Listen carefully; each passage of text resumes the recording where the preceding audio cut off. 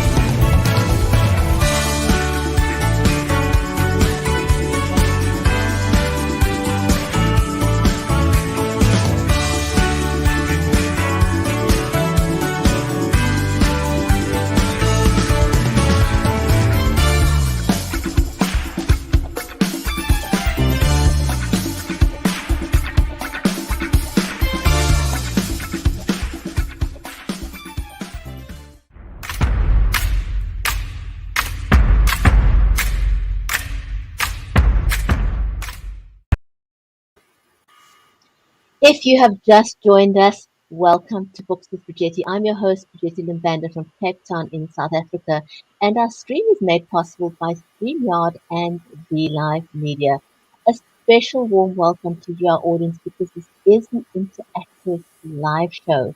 So a huge big shout out to my friend Tish who's watching us over on Amazon Live, and anyone else who's stopping by on Amazon, a warm welcome to you. Do remember to unmute. And if you are watching us over on Facebook, on YouTube, or on Twitter, a very, very warm welcome to you as well. Today we're going to speak to another amazing author, Mandy Eve-Barnett, and we're going to be talking about her book, Life in Slake Patch. But before I ask Mandy to come and join me on screen, I am all about helping people level up. Because no matter what it is that we're doing online these days, whether we've got a book, product, or a service, we're all online. And I like to help people level up on their online appearance. And so what I use to online is a Logitech Brio camera, and I really, really, really like the Logitech Brio because it's got the trademarked right light technology, which means that it can adapt to your lighting conditions. And a lot of people seem to fall short there. People tend to have very bright light behind them, and then they appear in the shadows. And this right light technology by Logitech with the Brio can help you a lot with that. And of course, I also use the Samsung studio audio condenser microphone. And just a fun fact, the very first condenser microphone, USB condenser microphone, was released by Samsung. So that's just an interesting fun fact.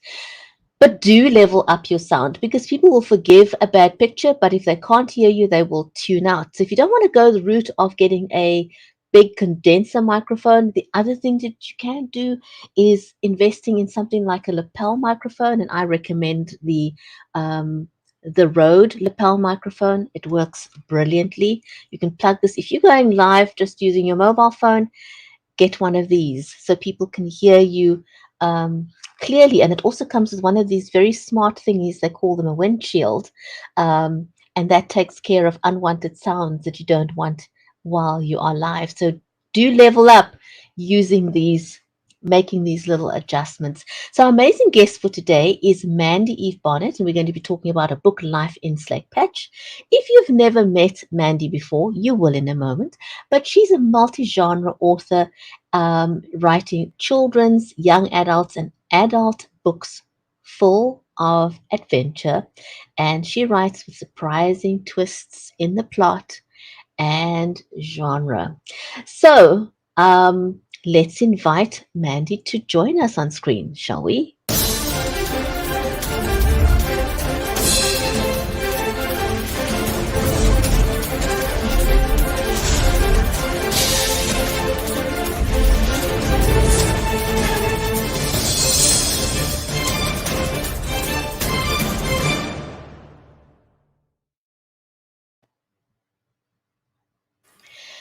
Mandy, welcome. So glad that you could join us today. Thank you. Thank you for having me. It's exciting. It's a big pleasure. Now, I've interviewed authors for about 3.5 years now, and it's been an amazing journey. And I just want to tell everyone who's watching us over on Amazon Live, if you go and check out my store on Amazon, you'll notice there's tons of books out there. I've put in a collection of books that I've got. This I don't know if you can see so clearly. Yep. My bookshelves are full, and I've now reverted to ebooks because it's tough. It's really tough. And the book that we're talking about today, Mandy's book, is also in the carousel. So do check that out as well. Mandy, when did you start writing? When did your love affair with books and words and writing start? I have to say it was later in life. I'd always been creative, but writing hadn't sort of clicked with me for whatever reason. I've done every other medium you can think of. But when I emigrated to Canada from England, I just wanted something creative, and I just happened upon a writers group. I thought, well, I'll try it, see what it's like. And I was hooked really quickly. Because you can create a world, a character, completely from your imagination, and it can go in any direction whatsoever. And I think that's why I love it so much. Oh wow. Oh wow. So did you actually take writing classes to sort of develop your writing style, or how did that happen? Well, with the group, they're very supportive, encouraging. And one of them said, well, just use a writing prompt. So that can be a picture, a selection of words, starting sentence. So I practiced with those to get myself into, how I write, what style I had. I did a lot of those, and that helped me build up my confidence. And because I got great feedback from the group, I learned quite quickly. And then, of course, there's so many classes you can go to. There's so many presentations. There's so many seminars, writing retreats. So I took advantage of anything possible that had to do with writing. And I just built up my skill from doing those. Now you've written 9 books, or did you write 9 books, or just publish 9 books? Did you write more or not publish all of them? I haven't published all of them, no. I've published the 9. I've got 4 sort of in the wings doing their own thing at the moment. But I don't know if everyone knows, but there's something called National Novel Writing Month. And in the month of November, you have to write 50,000 words or more. So you've got 30 days to do that. So I was encouraged, when I hadn't been writing very long, to try this one year. And that was 2009. But I just thought, I'll try it. We'll see what happens. I managed the 50,000, although I was completely manic for the month. But that's a really good way of not only learning how to do freefall and not do this self-editing every 5 minutes, but also to write to a deadline, which a lot of authors need to learn. Because if publisher says, well, we need it by this date. So I really enjoyed it, although I was manic.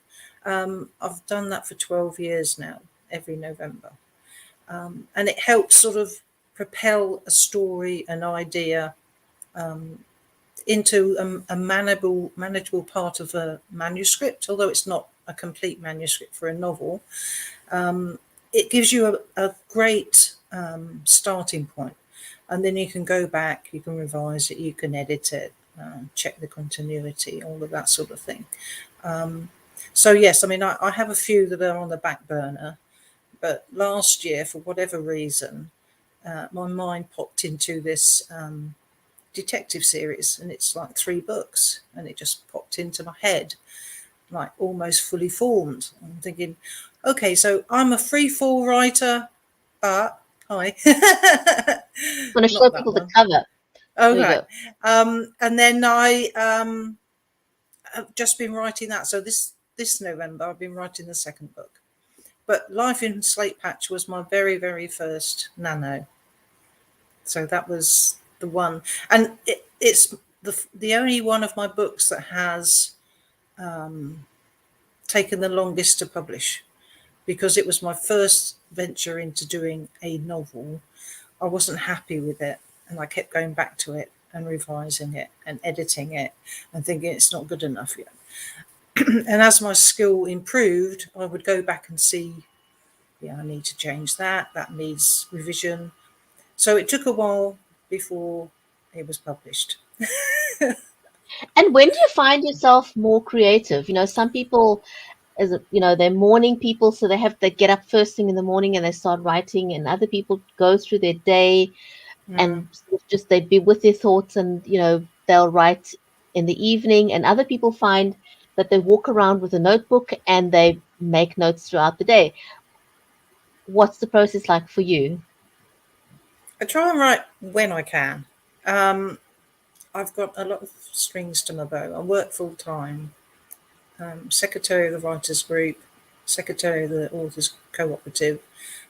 Plus, I've got home, so I've got a lot of Wow. things I have to do. So I have to manage my time and say, right, this is writing time, and I just focus on the writing.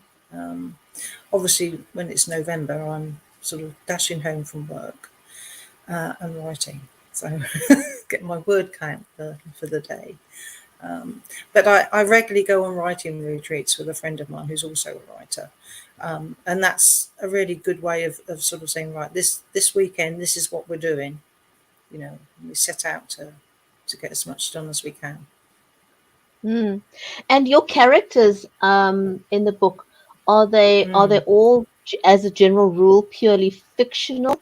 Is it a mixture of your life, people in your life? I think for every author, there's a part of you or people you've met or people you know within your characters. There might be a snippet like a mannerism or how they talk, or someone will react a certain way, and you can utilize that. And I think you can build a character from a genesis of an idea, and then think, well, if I use that, that would really, you know, make them more believable. So I use, you know, lots of different avenues for character creation. And do you sort of, I find a lot of authors sort of put familiar hints into their stories for people to find. I don't put hints. What normally happens with my books is that something happens that flips the idea of where you're going with a certain character on its head. So you don't expect it. I don't write to a formula. It's like, if that happened, everyone's going to figure that out like really quickly. And I don't want them to do that. I want them to think, hang on a minute, that's not what was supposed to happen. So it makes them think, and it gives them a surprise, and they're thinking, okay, well, if it wasn't going that direction, where is it going? Yeah. So. So life in Slake Patch. Tell us a little bit Mm, about it. How did you come upon the story? Just developing the storyline. Was it based mm. on real life events? Is it purely fictional? Just tell us a little bit about it. It is fictional. It's what they call a speculative fiction. So it's a pretend future. Um, the actual spark of the idea to write the book was an argument. That's interesting. Yeah. I've heard lots of things, but I don't think I've ever heard that one before. It was an argument about a woman's place. And if you know me, I'm quite an independent woman, and someone to tell me that, I should know my place doesn't go down well. So I'm thinking, hang on a minute. So, Slake Patch, I twisted, we live in a patriarchal society, so I flipped that, and the world is now matriarchal society. Not because I think, okay, they're wrong, I'm right, because I wanted to see what would happen if life was the other side, the other flip side. So then I used a young man as my protagonist, Evan, to talk about his life and how he experiences it under that regime, and how it has its pros and cons, the same with any regime. And he's figured out that, okay, we live by these rules and we're expected to do a certain thing a certain way. But he learns that there's a nucleus of young men that have got really, really tired with that and want to change it. So he's fighting between observing the rules and also trying to make these young men understand that, attacking is not the best way to get your view across. That's very, very interesting. That's very interesting. Mandy, I want to ask you, are you able to read a section from the book just to whet our appetite a little bit? Is that Sure. possible? Yep, yep. I'll just Okay, read from the beginning, yeah, no, if I may. let's take a very quick break, and when we come back, we'll hear Mandy read a section from her book um, in just a sec. So don't go away. We'll be back in just a minute.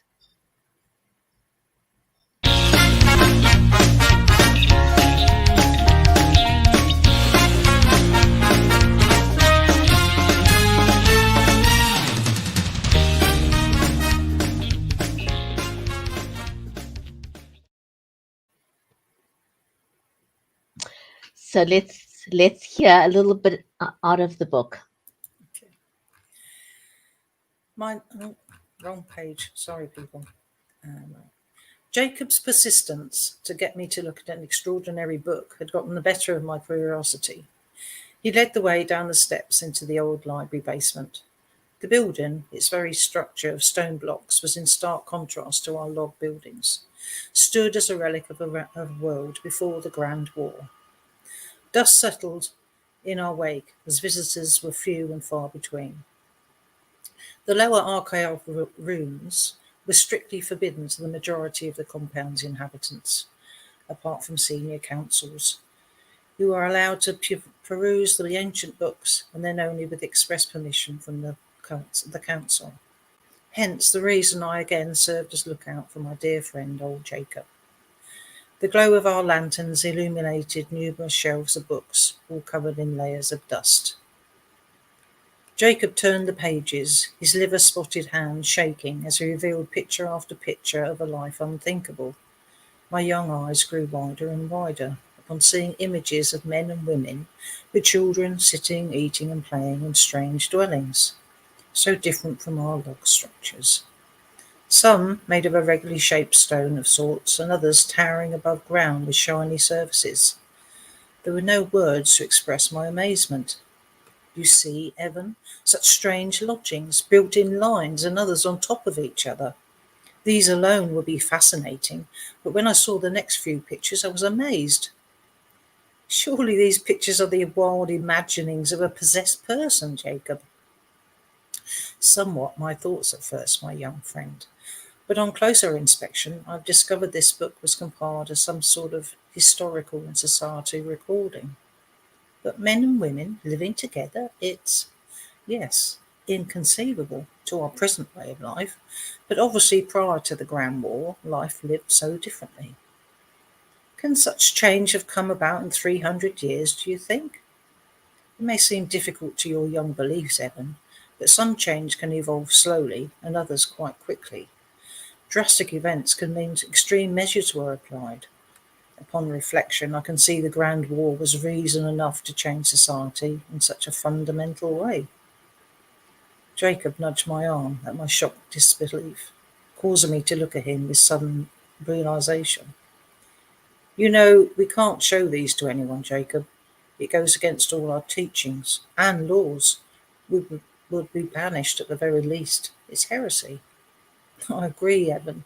We must put this book in our secret case. However, I will be returning to study the contents in more detail. It is too fascinating. I need to know more. My mind ran multiple scenarios in a blurring set of images as I took hold of the book, my nerves shaking, matching those of Jacob's frail ones. Jacob, we really need to hurry. The midnight toll has rung already. My old bones do not take kindly to the chilly air, Evan. Hurrying is not an option. Shall I carry you then? Evan, do not jest with an elder. I apologise, it was just a joke, Jacob, but we need to keep to the shadows. There'll be no excuse for our late wanderings, and my bunk is calling me. My discovery tonight has my mind spinning, Evan. I doubt sleep will claim me. Jacob, we both know it's not really possible for the sexes to live together. It must be a fantastical story of some sort. I thought we had always lived in separate compounds. I wasn't sure how long I was going to be, sorry. That's perfect. Thank Thank you. you so much. Thanks very much for reading and just giving us a sampling of your book. Let me talk a My little bit pleasure. about the marketing aspect of writing, and you've published 9 books, so you're quite experienced in that process. Because a lot of authors, new authors generally think, well, I've written the book, and it's now going to, when it's on the shelf, it's just going to fly off the shelf, and I don't know, my job is done. Is that how it happens? Absolutely not. A book becomes a product, and with any product, you have to sell it. So you have to look at opportunities for interviews like this one, or you go to local book fairs, or you have online presence. You have to have an author platform. And that can be a website or a blog. Social media, obviously, nowadays is the way to go. And you have to think that this book can't be left stagnant. You have to continually find ways to excite a reader to read it. So, say something happens on the news, and it's got something to do with an element of your book, then you can use that on your marketing to link back to your book. And also, I believe that the writing community is very supportive of each other. So if you have a group of other authors that write similar to you, then you can create, a blog hop, as they call it, so you can go from one to the other. So you look at every opportunity you can to get your book out there. It's a continuous thing. You can't just think, well, I've written it, that's enough. It doesn't work that way. And marketing is continuous. Oh, You know, absolutely. at what point do you start marketing your book? Because I've heard various opinions on this. Do you wait until you've published the book? Do you start marketing the book while you're writing the book? What has worked for you? I think you have to start giving teasers about the book as you're writing it. Not at the beginning, because you've got a lot of work to do. But say you've done the first draft and you're into your first set of editing, then start putting out, that my next book is coming at this date, if you know the date, or my new book is about, and then link lots of articles on, just so that people know what is happening within the book, and so that you generate some interest, and then you can say, right, I've got a character. I don't like their name. I'm offering people the opportunity to name this character. There's lots of different ways you can market the book. You just have to be open-minded and look at what people might find interesting in the topic or the theme of your narrative, and utilize that. So talking about, marketing and processes and stuff like that, you've published 9 books, but now this book is what we call or people have started calling them pandemic books. So you've released a book during the pandemic. How is that different from your other releases? Because the marketing sure has been different to Yeah. pre-pandemic. People used to go out to libraries. So how have Hmm. you adapted with your pandemic book? Well, I think the social media has always helped anyway, but obviously you've got to look at what can I do online that's going to be effective, and then, because obviously you can't do anything in person, you've got to look at what else can I do. You can do interviews. You can do links and have like book clubs, but you're online with a book club rather than actually physically with them. You can do bookstore reading the same way.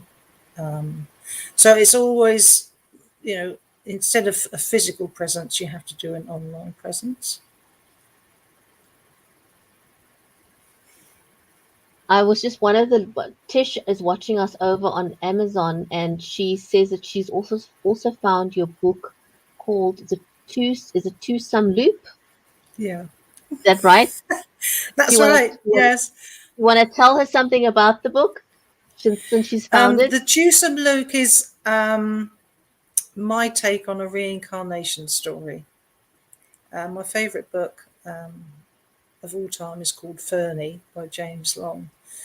And when I read it, I was completely captivated. And I wanted to do something along the lines of that, because reincarnation is one of the things that is an interest for me.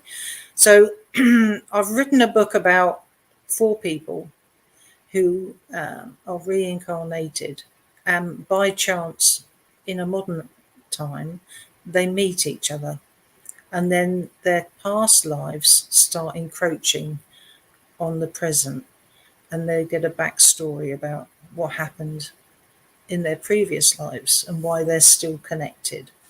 I enjoyed writing it, and it was fun because it meant it was 2 time periods. So it's in the 1800s and the 2000s.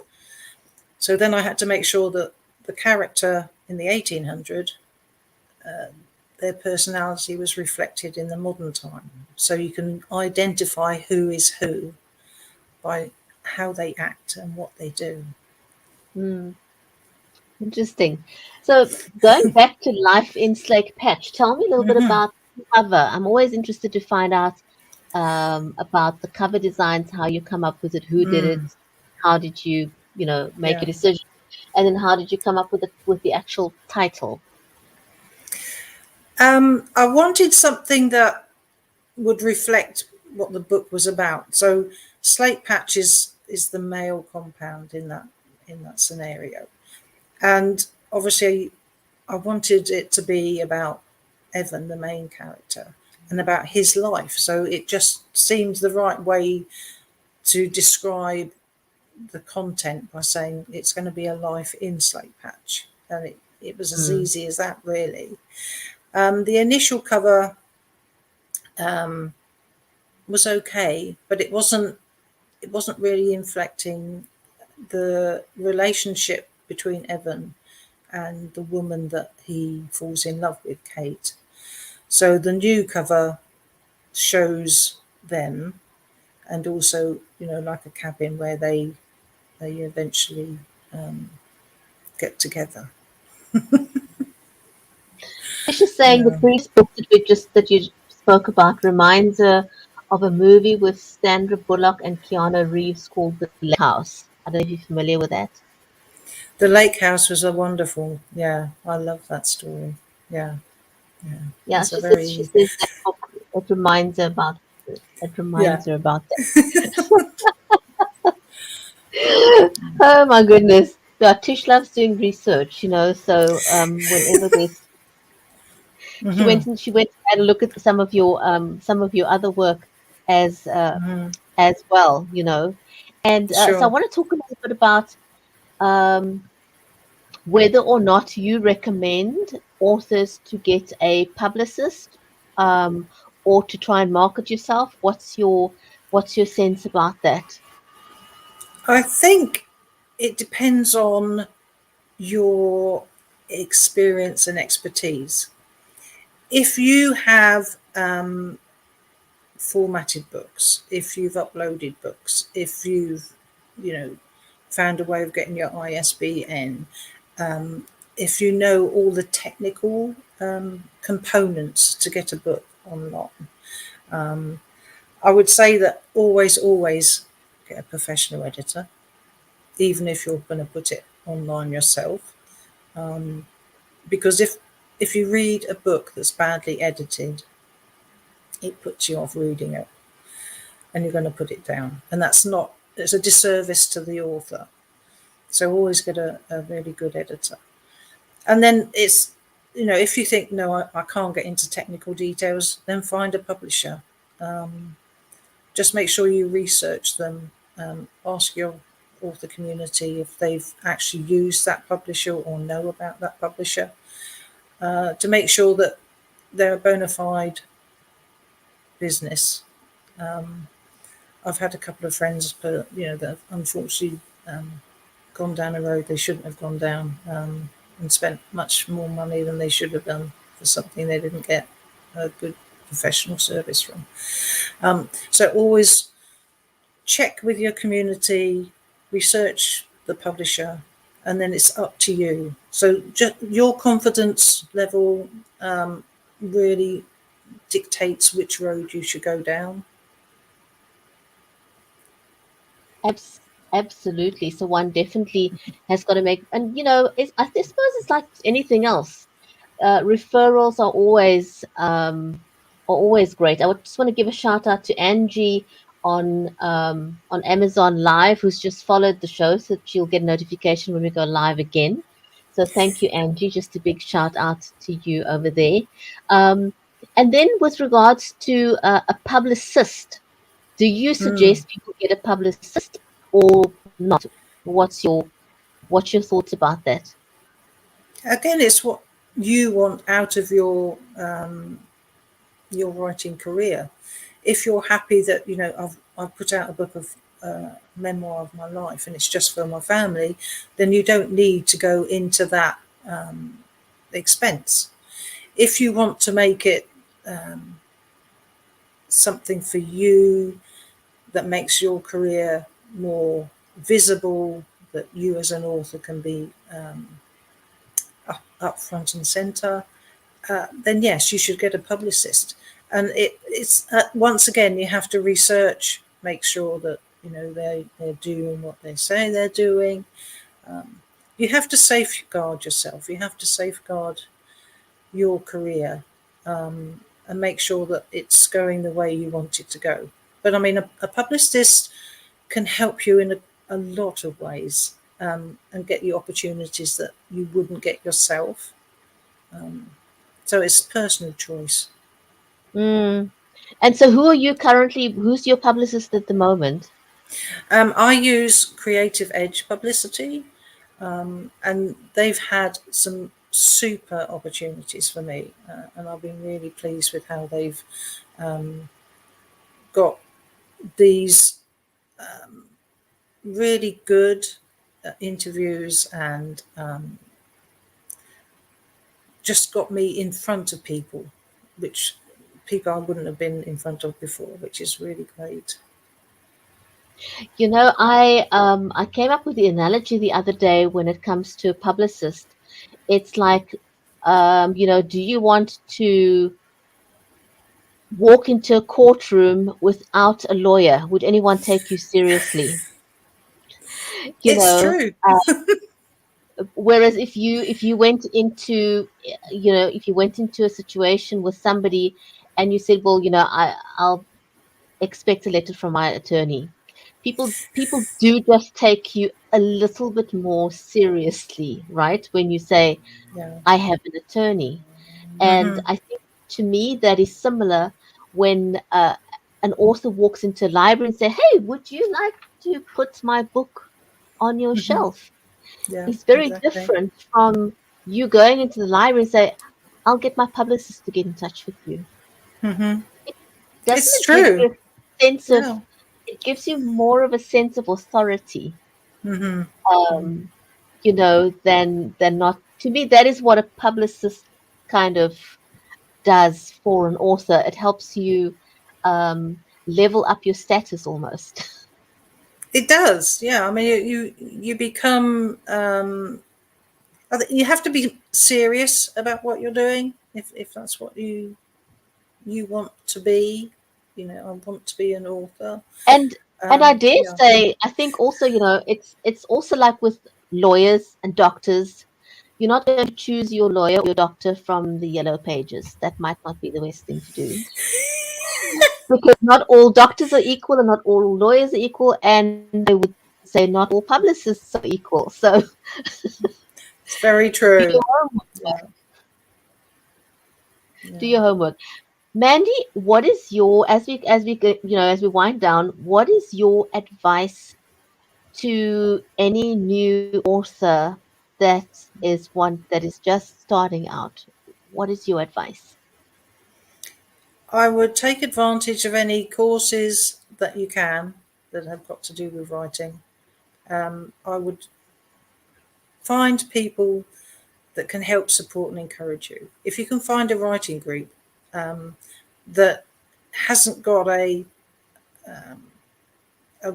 one genre view, that would be good for you. If that one genre is yours, then join.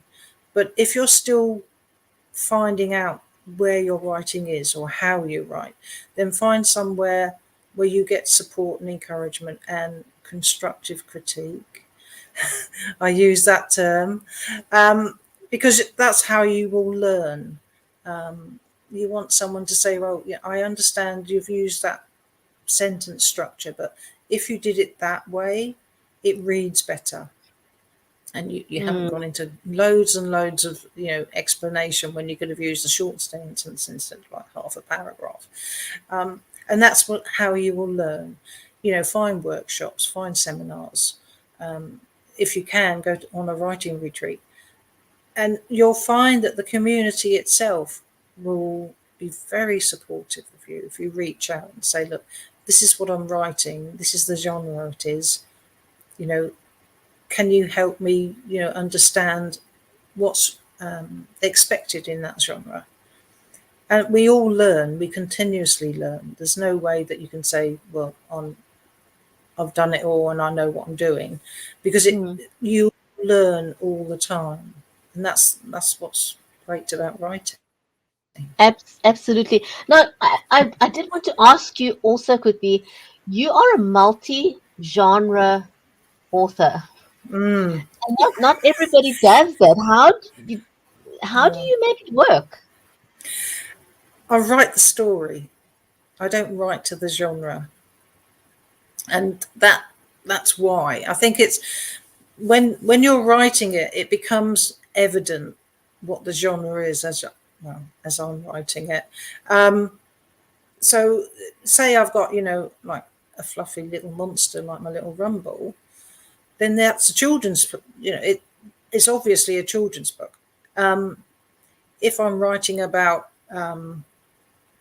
two people that fall in love within a community that says that you can't be together, that's going to be adult. Okay. If I've got magic and monsters and, a vengeful witch, then that's fantasy. It just depends on the content, and the Mm. story. So you find it pretty easy. It's not a challenge because a lot of authors like to stick to one particular um, Hmm. genre and they won't Hmm. go into something else. But so it's nice to meet someone who isn't afraid to go across um, Yeah. different genres. And I've noticed from your bio that you love twists and plots and things, and Yeah. it's very obvious that you enjoy writing. What's next for you on the cards? I'm actually writing the second book of a trilogy, which is a detective crime story.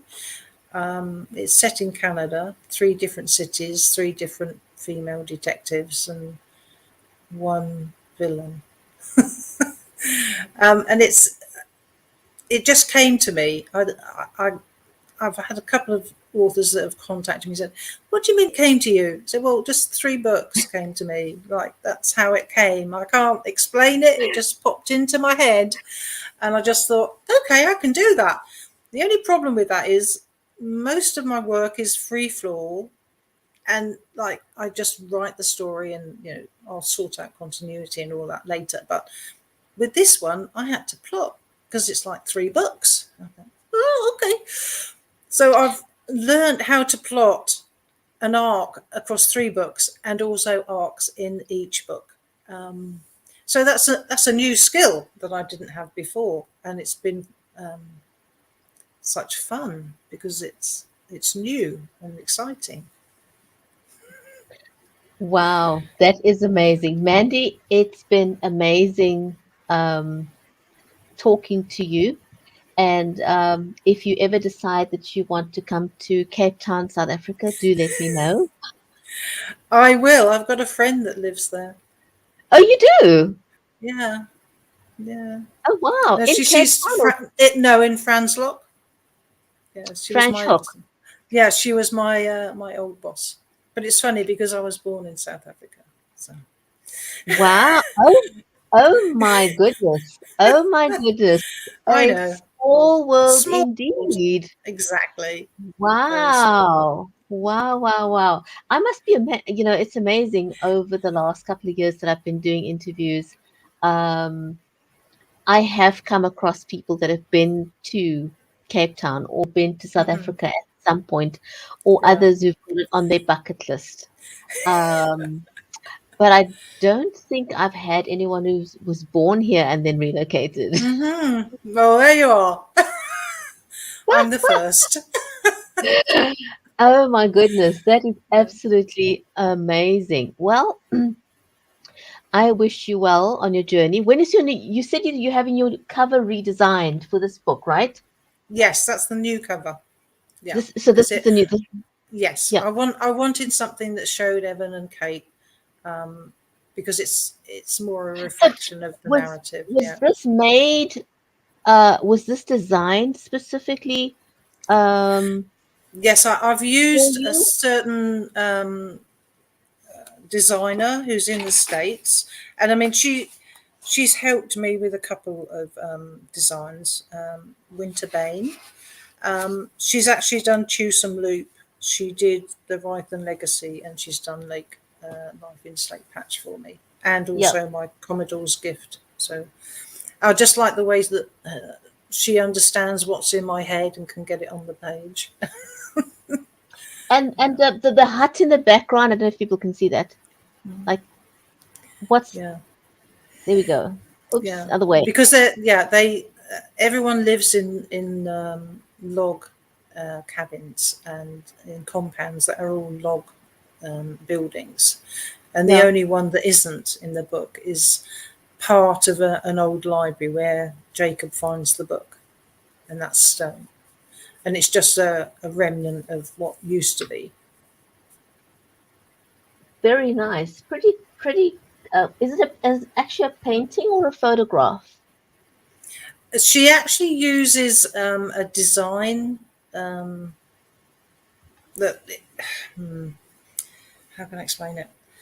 I tell her what I need, and she will find elements of that, and then creates the cover from all of those elements, so it becomes a Mm. full picture. Yeah. So it's not one photograph. It's lots of elements that she puts together to create it. Wonderful. Well, she's done a really great job. It's stunning. It's really turned out well. So Thank you. congratulations on that. Mandy, it's been amazing. Thank you so, so much for your time. Thank you for telling us about your and hopefully at some point we'll have you back on the show again. And so I'd all the love that. best with life in Slake Patch. Was Thank you very loving this. much for having me. It's a big, big pleasure, Mandy. Take care. And I want to say to our amazing audience, whether you've been watching us, it has been a good day, Tish. Tish says she's really enjoyed it. And so a shout out to Tish and Angie over on Amazon Live and everyone else, because sometimes people don't always comment, they just love to watch. So a huge big shout out to, you know, everyone that's watching us on Amazon Live right now. And a shout out to those watching us on Facebook, over on Twitter, on YouTube. A shout out to Toya Glenn, who watched us on Facebook. Thank you very much for the support, everyone. And stay safe, and we'll see you back again on another episode of the Writer's Corner Live. And Angie says, thank you very much for an interesting interview. So, Thank Mandy, you. everyone enjoyed the conversation. Take care, everyone. Stay safe, and we'll see you on the next episode of Books with Bridgetti. So, from me in Cape Town, it's goodbye for now.